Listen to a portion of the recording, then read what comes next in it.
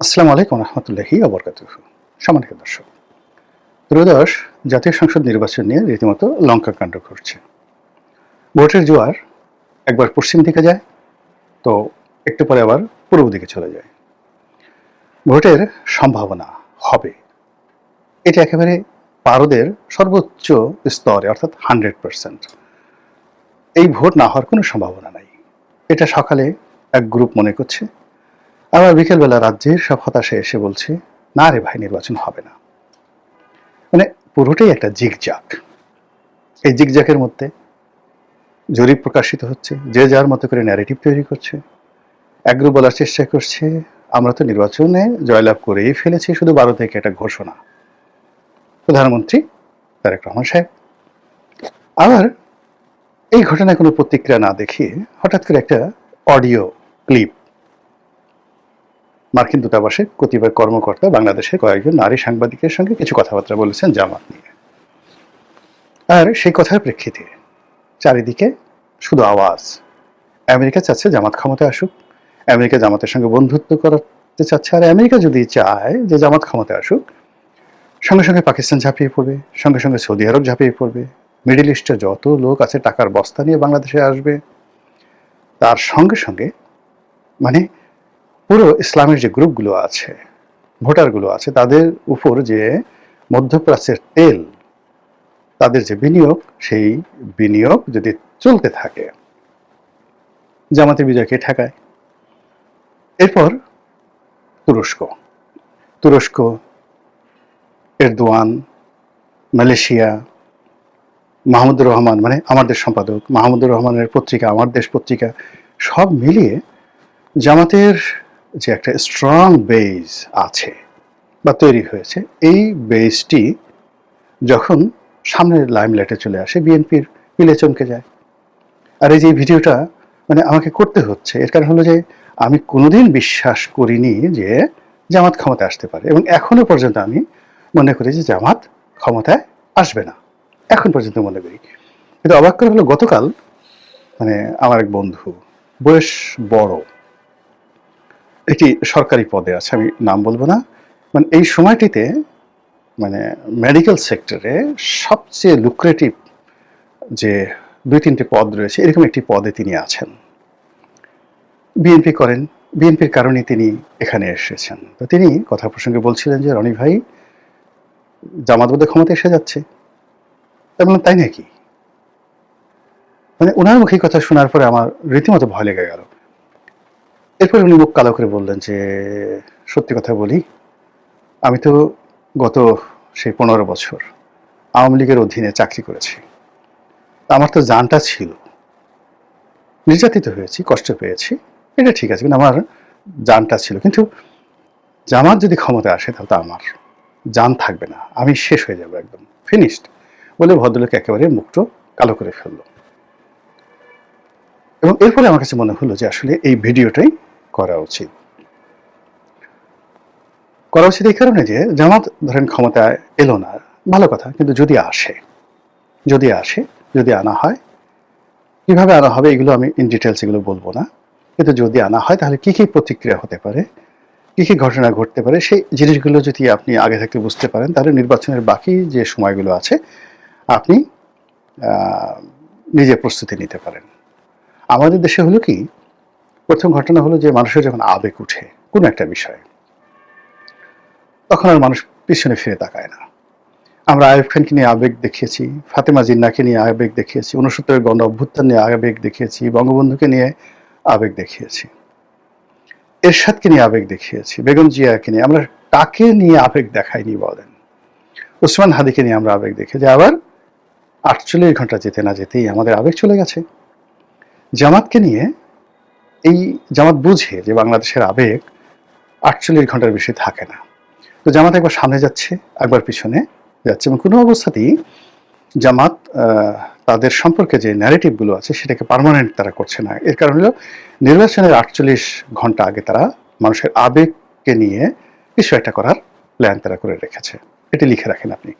যদি নির্বাচন হয় তাহলে নির্বাচনের 48 ঘন্টা আগে জামাত এমন কিছু একটা করবে যাতে সকল আবেগ জামাতের দিকে চলে যাবে, নাম্বার 1। নাম্বার টু হলো জামাতের যে ফরেন রিলেশনস, বিদেশিদের সাথে তাদের যে সম্পর্ক, এই ক্ষেত্রে আমি মনে করি আওয়ামী লীগ, বিএনপি, জাতীয় পার্টি যে কোনো দলের চাইতে জামাত অতিরিক্ত পারঙ্গমতা দেখাচ্ছেন। আমি একদিন বিএনপি এক নেতার, বড় নেতা যার সঙ্গে জামাতের আমির সাহেবের ভালো বন্ধুত্ব, তিনি তাচ্ছিল্য করে বলছিলেন যে জামাতের আমির তো ইংরেজি বলতে পারেন না, ও বিদেশিদের সাথে কি বৈঠক করে, ও তো ইংরেজি বলতে পারে না। এই যে বিএনপির তাচ্ছিল্য, তার জবাব আমি দেখলাম জামাতের একটি কনভারসেশন দেখলাম জামাতের আমিরের, অসাধারণ ইংরেজি বলেন, এবং তিনি মঞ্চে দাঁড়িয়ে মাইক হাতে নিয়ে তার এই বয়সে যেভাবে একটি অনুষ্ঠান তিনি কন্ডাক্ট করলেন বিদেশিদের সঙ্গে, সেখানে তিনি আরবি লাইনে পড়াশোনা করা মানুষ নয়, কিন্তু ক্ষণে ক্ষণে অ্যারাবিকের কিছু শব্দ তিনি উচ্চারণ করছিলেন, একেবারে নিখুঁত প্রোনাউন্সিয়েশন, শুনলেই ভালো লাগে। আপনি যদি ধরুন কাউকে যদি বলেন ভাই সাহেব কেমন আছেন, সেটা না বলে যদি বলেন আসসালামু আলাইকুম প্রিয় মোহতারাম, আমাদের দেশের মানুষ মন নরম হয়ে যায়। তারপরে আপনি যদি বলেন আল্লাহ আপনাকে উত্তম যাজা দান করুন, প্রতিদান দান করুন, যাজা দান করুন, জাজাকাল্লাহু খায়রান, আমাদের দেশে এই শব্দগুলো সঠিকভাবে উচ্চারণ করতে পারাটাও একটা বিরাট ব্যাপার। তো শফিক সাহেব তো সেই কাজগুলো করছেন। তারপর একই সঙ্গে তিনি ইংরেজি বলছেন, বাংলা বলছেন, তিনি দাড়ি টুপি পাঞ্জাবি নিয়েই তিনি বিদেশিদের সঙ্গে বৈঠক করছেন। বিদেশি মহিলা, বাংলাদেশি মহিলা, আধুনিক মহিলা, তরুণ মহিলা, সবাইকে নিয়ে তিনি যে একটা আধুনিক জামাতের যে রূপরেখা এই নির্বাচনের ময়দানে তুলে ধরছেন, সেটাকে সামাল দেওয়ার জন্য বিএনপিকে রীতিমতো হিমশিম খেতে হচ্ছে। আর দ্বিতীয়ত হলো যে তারেক রহমান সাহেবের সম্পর্কে, বিএনপির সম্পর্কে গত 17 মাসের যে দুর্নাম বদনাম, চাঁদাবাজি, প্লাস 2001 থেকে 2006 সন পর্যন্ত হাওয়া ভবন কেন্দ্রিক তাদের যে দুর্নাম এবং বদনাম, এই জিনিসগুলো তো জামাত দশমুখে প্রচার করে যাচ্ছে। কিন্তু জামাতকে আপনি গালাগালি করছেন মুনাফিক, 71-এর রাজাকার, ধর্ষক, কিন্তু আপনি তো বলতে পারছেন না যে এই লোকটা নামাজ পড়ে না, আপনি তো বলতে পারছেন না এই লোকটা টাকা চুরি করেছে ব্যাংক থেকে, এই লোকটা চাঁদা নিয়েছে। এই জিনিসগুলো করা যাচ্ছে না, এবং ওগুলোকে জামাত ক্রমশ এনক্যাশ করছে, প্রবলভাবে এনক্যাশ করছে। তো এরই ধারাবাহিকতা যেটা হচ্ছে, তারা দেশে এবং দেশের বাইরে যে কাজগুলো করছে, প্রকাশ্য করছে 20%, আর 90% তারা গোপনে করছে, এবং সেই গোপনীয়তার একটা অডিও ফুটেজ ভাইরাল হয়ে গেছে যে আমেরিকার সঙ্গে তাদের যে বন্ধুত্ব, এবং এই বন্ধুত্বটা রীতিমতো চাপ তৈরি করেছে বিএনপির উপর। আর আমাদের দেশের মানুষ, যে বললাম হুজুকে, সবাই যদি মনে করে যে আমেরিকা চাচ্ছে, বা যদি আমরা বিএনপিকে ভোট দিই, শেষ মুহূর্তে যদি নির্বাচন ক্যান্সেল হয়ে যায়, ডক্টর ইউনূস, জামাত, এনসিপি তারা যদি আরো 5 বছর থাকে, তাহলে যে ডলারটা খাবো রে বাবা গো, তার চেয়ে বরং দাঁড়িপাল্লায় ভোটটা দিয়ে দিই। এরকম সহজ সরল চিন্তা করার মানুষ আমাদের দেশে অসংখ্য আছে। তো যেটা বলছিলাম যে জামাত এখানে বিনিয়োগ করেছে অর্থ, বিনিয়োগ করেছে তাদের শ্রম, মেহনত। তারা মানে সবাই যে এমপি হবে তা নয়, তাদের দলের যদি 1 কোটি লোক থাকে, যদি 2 লাখ এখানে রেজিমেন্টেড রোকন থাকে, তো এই 1 কোটি লোক কেউ নিজের পকেটের টাকার বাইরে কারোর কাছ থেকে টাকা পয়সা নিচ্ছে না। 1 কোটি লোক যদি দৈনিক 10 টাকা করে খরচ করে, 10 কোটি টাকা তার খরচ হয়। যদি 100 টাকা খরচ করে, 100 কোটি টাকা খরচ হয়। তাই 1 কোটি লোক জামাতের সারা বাংলাদেশে, আমি কেবল সর্বনিম্ন ধরলাম 1 কোটি লোক, তারা সবাই যদি দৈনিক বলে যে আমি 100 টাকা করে খরচ করব, তাহলে জামাত নির্বাচনের ময়দানে 100 crore টাকা প্রতিদিন খরচ করতে পারছে। আর বিএনপির যারা প্রার্থী, তাদেরকে যদি এই 300 জন বিএনপির প্রার্থী নয়, এরা কত এখন, কত ধরেন 300 ধরেন বিএনপির প্রার্থী, তো 300 বিএনপির প্রার্থীকে যদি 100 কোটি টাকা খরচ করতে হয় প্রতিদিন জামাতের মতন করে, তাহলে এই 300 প্রার্থীকে কত টাকা খরচ করতে হবে? এর কারণে বিএনপির কর্মীরা তো জামাতের কর্মীর মতো 100 টাকা দিচ্ছে না, তারা বরং প্রার্থীর কাছ থেকে টাকা নিচ্ছে। স্লোগান দিতে টাকা লাগবে, হুন্ডাতে টাকা লাগবে, মঞ্চ করতে টাকা লাগবে, ইত্যাদি ইত্যাদি ঘটনা। ফলে আপনারা নিজেরা একটু হিসাব করে নেন যে 100 কোটি টাকা যদি 300 জন প্রার্থীর মধ্যে ভাগ করে প্রতিদিন একজন প্রার্থীকে কত টাকা খরচ করতে হচ্ছে, তারা হয়তো সেটা করতে পারছেন না। না পারার কারণে কি হচ্ছে, জামাত খরচের দিক থেকে এগিয়ে যাচ্ছে। জামাত ঢাকা শহরের রিক্সাওয়ালাদেরকে আমরা বদনাম শুনতে পাচ্ছি যে 1,000 টাকা করে প্রতিদিন রিক্সাওয়ালাদেরকে দিচ্ছে, এবং এই 1,000 টাকা দেওয়ার জন্য ঢাকা শহরে তাদের যে কয়জন রোকন আছে, রোকনরা পকেটে হাত দিয়ে টাকা দিয়ে দিচ্ছে পাড়া মহল্লাতে।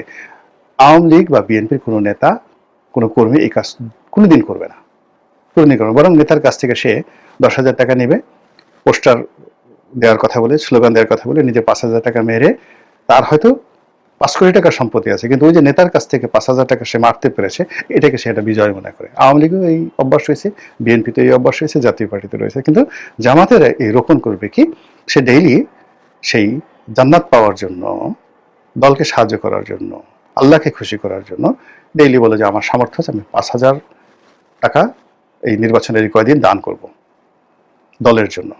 আর এই দলের নির্দেশ অনুযায়ী 1,000 টাকা করে 5 জন রিক্সাওয়ালাকে দেবো। আমার এই এক মাসে কত খরচ যাবে? ডেইলি 5,000 গেলে গেলে এক মাসে 1.5 লাখ টাকা যাবে। এটা কোনো টাকা নাকি? জামাত ক্ষমতা আসলে এটা কোনো ব্যাপারই না। তারা এই কাজগুলো করছে। ফলে বিনিয়োগে আপনি যেহেতু জামাতের সাথে পাচ্ছেন না। এখন রেজিমেন্টেড ফোর্স, এই যে বললাম যে 2 লাখ রোকন থাকে, 1 কোটি মানুষ থাকে, এই 1 কোটি মানুষের 50 লাখ বউ আছে। এই 50 লাখ বউয়ের বিশ্বাস করেন একটাও ঘরে নেই। বিএনপির 50 লাখ বউ রাস্তায় নেমেছে, আপনি দেখান তো কয়েকজন পরিচিত মুখ, কয়েকজন তরুণ লোক টাকা পয়সা নিয়ে কাজকর্ম করতেছে। কিন্তু জামাতের 50 লাখ বউ, মানে 1 কোটি জামাতির 50 লাখ বউ। আর যদি 1 কোটি জামাতের মধ্যে যারা বিয়ে করছে ধরেন 50 লাখ, তাহলে ধরেন 25 লাখ বউ। 25 লাখ বউ রাস্তায় নেমে গেছে বোরকা একটা পরে, দলে দলে সারা বাংলাদেশে। কিভাবে সামাল দেবেন? ফলে আবেগ, বাংলাদেশের মানুষের যে আবেগ, এটাকে বললাম না যে এটাকে টান দিয়ে নিয়ে গিয়ে 48 ঘন্টার সময় একটা মালা করে ফেলতে পারে। তো সেক্ষেত্রে কি হবে? এবং এটা আমরা মানে বিএনপির যারা লোকজন রয়েছেন তারা বুঝতেছি না, আমরা যারা আওয়ামী লীগের লোকজন আছি কল্পনাই করতে পারছি না। ভারত কল্পনাই করতে পারছে না, কিন্তু আমেরিকা এ তো মানে সাহেবের জাত, তারা ঠিকই ক্যালকুলেশন করে ফেলেছে। চীন ক্যালকুলেশন করে ফেলেছে, ইউরোপীয় ইউনিয়ন ক্যালকুলেশন করে ফেলেছে। ফলে দলে দলে গিয়ে দেখেন তারা জামাতের আমিরের সঙ্গে গিয়ে মগবাজারে দেখা করে আসছে। এর ফলে এই যে যেই লোকটির কথা বললাম আমার বন্ধু, সে তো বিএনপির সাধারণ লোক নয়। মানে এই সময়টিতে যদি একদম এক্সট্রিম পর্যায়ে বিএনপির 50 জন লোক রাষ্ট্রীয় পদ পদবিতে লাভবান হয়ে থাকে, তার মধ্যে তিনি একজন। আর তিনি যে সেক্টরে আছে সেই সেক্টর 2-3 জনের মধ্যে তিনি একজন। তার মধ্যে জামাতের বয় ঢুকে গেছে। এটা স্বাভাবিক বিষয় নয়, অস্বাভাবিক একটি বিষয়। এবং এটা লিখে রাখেন, যদি জামাত জয়লাভ করে, জামাত সাস্টেন করবে। জামাত জয়লাভ করলে, বিএনপি যদি জয়লাভ করে, সেখানে তার সরকার টিকিয়ে রাখতে হলে তার সমস্যা হবে। কিন্তু জামাত যদি ক্ষমতায় আসে, 1 মিনিটের মধ্যে সে ভারতের সঙ্গে এবং 1 মিনিটের মধ্যে সে আওয়ামী লীগের সঙ্গে সাস্টেন করে ফেলবে, সম্পর্ক করে ফেলবে। এবং এই যে তাদের যে একটা উত্থান, এটাকে আপনি ধরে নিতে পারেন মিনিমাম 20 বছর, 20 ইয়ার্স। এই 20 বছর আওয়ামী লীগকে আঙ্গুল চুষে খেতে হবে এবং 20 বছর বিএনপিকে নিজের চুল ছেড়ে কুচি কুচি করে ফেলতে হবে। এর বাইরে কিচ্ছু করার থাকবে না। অন্য যদি হয়, যদি বিএনপির যাওয়া হয়, সেটা আবার ভিন্ন প্রসঙ্গ। আমি মানে জামাতের যে সম্ভাবনাগুলো রয়েছে, জামাত যদি ক্ষমতা আসে তাহলে কি হতে পারে, এটার একটা জাস্ট একটা চিত্র আপনাদেরকে বুঝিয়ে বললাম। ইট ডাজ নট মিন যেটা হবে, it does not mean I have either any connection with Jamaat, আর ইট ডাজ নট মিন যে I have any connection with BNP আর আওয়ামী লীগ। একজন বিশ্বাস করেন, আল্লাহর রাস্তে বলছি, গত 17 মাস ধরে সকল স্বার্থের বাইরে গিয়ে, লোভ লালসার বাইরে গিয়ে, রাজনীতির পদ পদবীর কামনা বাসনা বাদ দিয়ে কেবলই মাত্র একজন রাজনীতির বিশ্লেষক হিসেবেই আমি নিজেকে প্রচার করে যাচ্ছি, এবং এটাকেই আমি মনে করছি আমার বেঁচে থাকার আনন্দ। যদি মনে করতাম যে আমি ইলেকশন করব, নমিনেশন পাবো, স্বতন্ত্র জামাতের নমিনেশন, বিএনপির নমিনেশন, এটা আল্লাহর মেহরবানিতে কোনো সমস্যা ছিল না। এবং আগামীতেও যদি আমি চাই, যারাই ক্ষমতায় আসবেন সেই ক্ষমতার অংশীদার হওয়া, ভাগিদার হওয়া আমার জন্য কোনো সমস্যা না। কিন্তু লিখে রাখুন, আমাকে ওখানে ইনশাল্লাহ দেখবেন না। আপনাদের সঙ্গে আছি, এখানেই আপনি দেখবেন। আর এই 2009 সন থেকে সবসময় মজলুমের পক্ষে থেকেছি। যারাই মজলুম হয়েছে তাদের সঙ্গে থেকেছি। যারা ক্ষমতা পেয়েছে, ক্ষমতার চেয়ার পেয়েছে, তাদেরকে আমার বাসায় দাওয়াতও দেয়নি। আর তারা আমাকে তাদের বাসায় দাওয়াত দিবে, আলহামদুলিল্লাহ এখনো পর্যন্ত সেই সাহস আমাদের রাজনৈতিক অঙ্গনে হয়নি কারো, যে আমাকে বলবে আসেন আমার বাসায় আজকে রাতে খাবেন বা আপনাকে আসতে হবে, ইউ হ্যাভ টু কাম, এই কথা বলার মতো অবস্থা বাংলাদেশে প্রশাসনে, রাজনীতিতে আশা করি কারোর নেই। আর আমার ভিতরে ওই রুচি নাই যে যে কোনো একজন মানুষকে বাসায় দাওয়াত করে তাকে খাইয়ে তার সাথে একটা ছবি তুলে আমি খুব আনন্দিত হব, সেই অবস্থা নাই। আমি খুব সাধারণ মানুষ। ওই যে গ্রিক দার্শনিক মেগাস্থিনিস, সম্ভবত মেগাস্থিনিস অথবা অন্য কোনো একটা নাম হতে পারে, তিনি এই রাস্তায় থাকতেন, দর্শন চর্চা করতেন। তো আলেকজান্ডার তার নাম শুনলেন, তো আলেকজান্ডার তাকে খবর দিলেন, তিনি গেলেন না, যে আমার কাছ তো তার কাছে আমার কোনো কাজ নেই, আমি কেন যাব। রাজা বাদশাহ খুব রাগ হয়ে গেলেন, আমিরুমরা রাগ হয়ে গেলেন, সম্রাটরা রাগ হয়ে গেলেন, কেননা আলেকজান্ডার তো ছিলেন বাদশাদের বাদশাহ। তো সেই দার্শনিক কে সবাই ধরে আনতে চাইলো, মেরে ফেলতে চাইলো। আলেকজান্ডার বললেন যে না, তিনি তো ঠিকই বলেছেন, আমার কাছে তো তার কোনো কাজ নেই, তো তিনি কেন আসবেন। তো আলেকজান্ডার গেলেন যে আমি দেখা করতে যাব। তিনি আলেকজান্ডারের দিকে তাকালেনই না। আলেকজান্ডার খুব জিজ্ঞাসা করলেন যে জনাব, আমি অমুক অমুক, আপনার জন্য আমি কি করতে পারি। তিনি বললেন যে একটু সরে দাঁড়ান, আমি সকালের আলো পোহাচ্ছি, সূর্যের আলো, আপনার ছায়া আমার উপর পড়েছে, আমি শীত অনুভব করছি, আপনি সরে দাঁড়ালে আমি একটু সূর্যের আলোটা পাই, এটা থেকে আপনি আমাকে বঞ্চিত করবেন না, এর কারণ হলো সূর্যের আলো দেওয়ার মতো ক্ষমতা আপনার নেই। এই এতটুকুই আপনার প্রতি নিবেদন, বিনয়ের সঙ্গে। আপনি বুঝতে পারেন আজ থেকে ২৫০০ বছর আগে একজন জ্ঞানী, পৃথিবীর সবচেয়ে বড় সম্রাট, তার সাথে এই আচরণ করেছেন। আমার সবসময় মনে হয়েছে যে আমি ওরকম হব, নির্লোভ একজন মানুষ হব, ক্ষমতার কাছাকাছি যাব না। আমার সঙ্গে বিশ্বাস করেন তারেক রহমান সাহেবের, বেগম জিয়ার, এরশাদ সাহেবের, তারপরে শেখ হাসিনা থেকে শুরু করে, মানে আমি তো ৮৬ সন থেকে এই পর্যন্ত সকল রাজা বাদশার সঙ্গে এক টেবিলে বসার সুযোগ হয়েছে, ঘনিষ্ঠ হওয়ার সুযোগ হয়েছে। কারোর সঙ্গে আমার একটা ছবি নেই, তুলিনি, কোনোদিন কোনো ছবি তুলিনি, আছে কিনা জানিও না। তো এরকম একজন মানুষ। আপনারা অনেকে, যে কেউ হয়তো দালাল বলবেন, কেউ হয়তো পদ্মলোভী বলবেন, কেউ হয়তো পোল্ট্রিবাজ বলবেন, সেটা আপনারা বলতে পারেন আপনাদের মতো, কিন্তু আমি এরকমই আর কি, এইভাবে বলে যাচ্ছি। যারা ভালো লাগে শুনবেন, আর যারা ভালো লাগে না তারা শুনবেন না, গালাগালি করবেন। আল্লাহ আমাদের সবাইকে হেদায়েত দান করুন এবং হেফাজত করুন। আসসালামু আলাইকুম ওয়া রাহমাতুল্লাহি ওয়া বারাকাতুহু।